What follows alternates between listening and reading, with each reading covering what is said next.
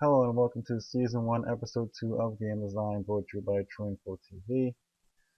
This episode will be furthering the basic premise that we covered last episode and going more into running, ducking, jumping, kicking, punching, wind poses, and overall cast synergy. Last episode we talked about the basics of game design, getting your ideas down on paper for future reference, sketching basic stick figures to get the overall look and feel of your character. So the moment you look at your figures, you should automatically know what the guy's all about. Okay, this guy's running, this guy's jumping, okay, he's happy, he's sad. Really try to bring your characters to life with your sketches. And also we covered sharing your ideas with others to further your project vision, which I have found to be very helpful over the years, because you never know. I mean, you could, the person you're sharing your information with, they could give you new ideas, and they could also, give you updates to already pre-existing ideas. Okay, so with that said, I cannot stress enough that we need to get things down on paper.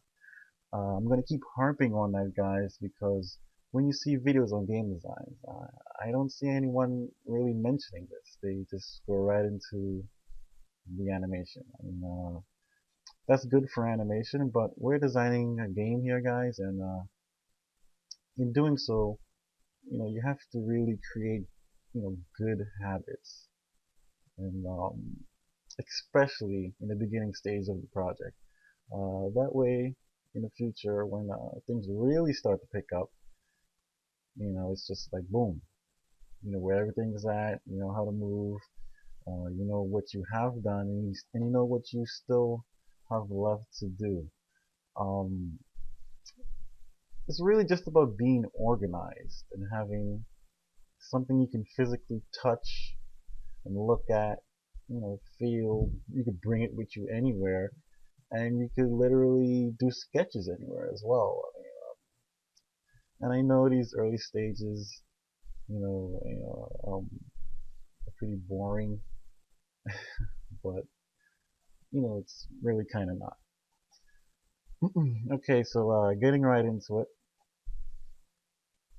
These are some sketches here, um,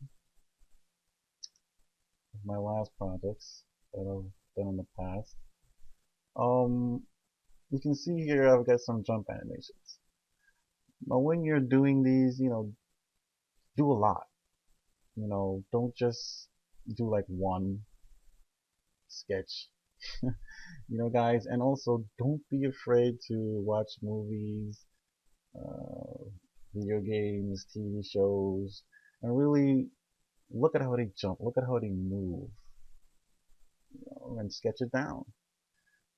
And you won't believe, how in no time you're gonna have a notepad or a book, cocktail napkins, just filled with really good figures.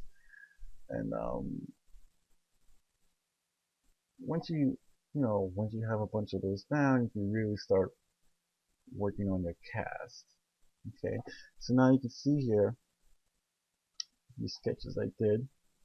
Um, you really want to emphasize the peak of the jump animation.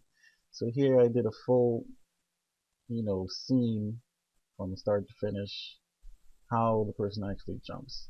Crouching to jump, the actual ascending, and here is the peak of the jump animation coming down. This is the animation you really want to capture now, um, before doing all of these, animations here. Just try to capture the peak of the jump animation, and then from there, you can just fill these in, you know, at a later date. But you really want to get the peak of the jump animation, and you want to get different varieties. You see here, like, for example, these are these are stick figures, guys. It's not hard to do. It takes, I don't know, maybe like 5 seconds. Just really try to get different varieties. I can't, that's really what you want to get different as you can. This guy has one hand in the air, foot tucked. This guy has, his hands here. This guy has hands up, both hands up, and this guy has both hands at his waist. Um, Once you get a good set of these, you can start really assigning them to your cast because you're gonna have so many, and that's really what you want to do. You want to get a bunch, and okay, so now you can see here when you're assigning your jump animations to your cast, you can see once you have that done, it just becomes much easier.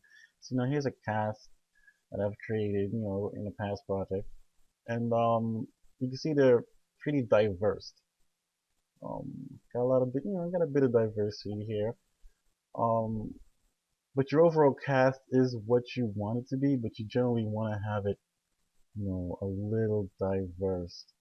I can't keep stressing that because you really want to mix it up. Because you want to have your cast generally to have something for everybody. That's why you want to make it, the guys that you're doing as different as you can. And when you're making a cast, essentially what you're going to be doing is making a 90s boy band. So it sounds kind of funny. You're making a 90s boy band. Yeah. Pretty much, you're gonna want your bad boy, your slacker, your stiff military, goody two shoes guy. And I think that starting with this basic premise is a good foundation for the cast. Then you can start adding characters that hold true to the storyline that you're creating.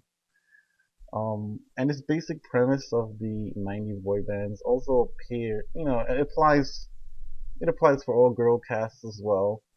Also intergender casts. Um, in the long run, you know, different people have different personalities, so you're gonna want to generally keep that in mind. Of course, this is your game and you can do what you want, but it's just something to keep in the back of your head for later on. Okay.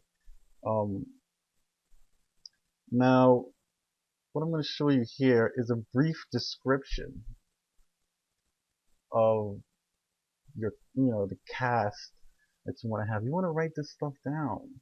I'm sure you're probably going to have it all in your head, but it's good to have a visual aid when you're doing these things so you can see how your character develops.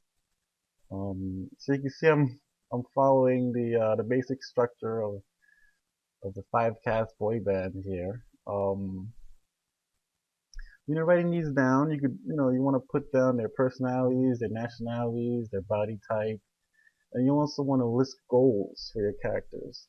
Because like I said before, when you're working on a project, it's very easy. So easy to start a character one way and end up having him turn out a totally different way at the end. So it's just good to have a history. This writing here is a history of your guy. And it's also good for others so they can visually see where you're at and have a general idea of what you're trying to portray. Okay? And I find the end results of this basic structure to be pretty good because it gives you a lot more dynamic gameplay because you have different casts and it really draws people in because you have a little something for everybody. You're gonna give them different heights, shapes, skin tones, things of that sort. So keeping that in mind, you can see here real quick. 1, 2, 3, 4, 5 guys in the cast. White guy, black guy, Asian guy.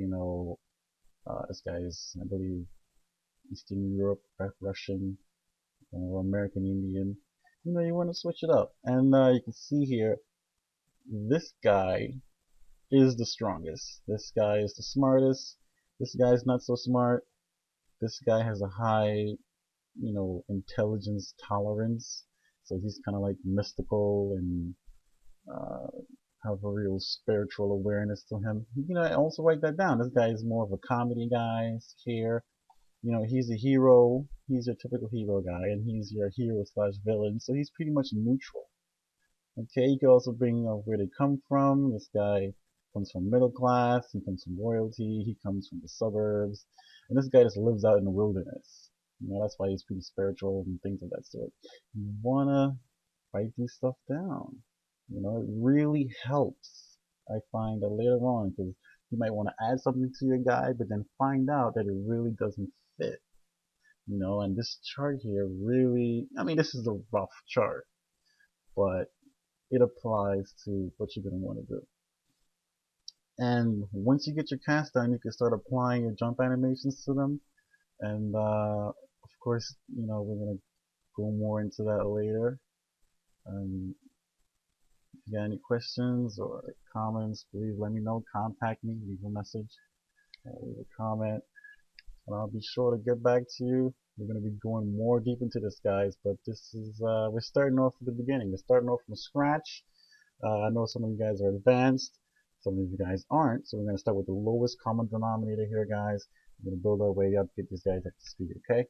Alright.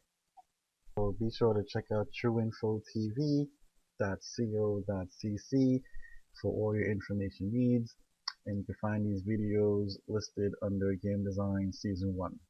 Okay, thank you.